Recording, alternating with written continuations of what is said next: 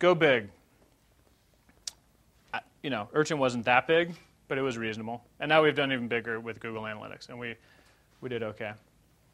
And I would say from a business model standpoint, go big.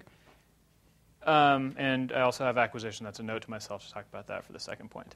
Business models, we could have done the other direction, where instead of trying to scale something to a lot of sites, we could have focused on individual sites and sold the product for like $100,000 per installation.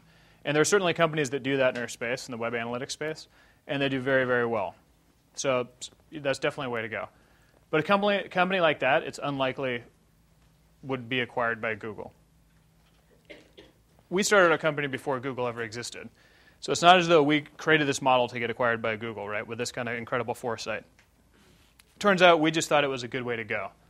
And we had this competitive advantage with the speed of the technology, right? So that's the reason we did this, but it actually once Google did come along, it worked extremely well to kind of bolt on to their other offerings. We didn't have to retool Google's models or our own models too much when we rolled it out for free, because we'd worked on making the product, available in multiple languages, and then also as easy to use as possible. That's one of the things we really tried to do.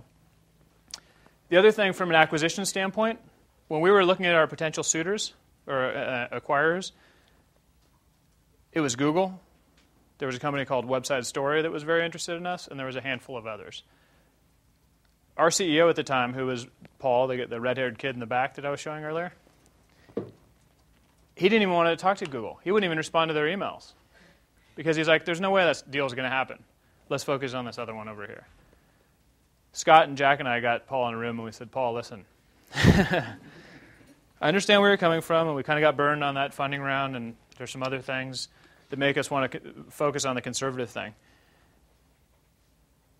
But the Google deal, that's the deal we're going to do, and we're going to chase that one down until it's dead before we focus on these other ones. And Paul kind of said, okay, and he saw the light and saw that we were very serious about that. And he relented and said, okay, great. So then we did focus on Google, and sure enough, it worked out.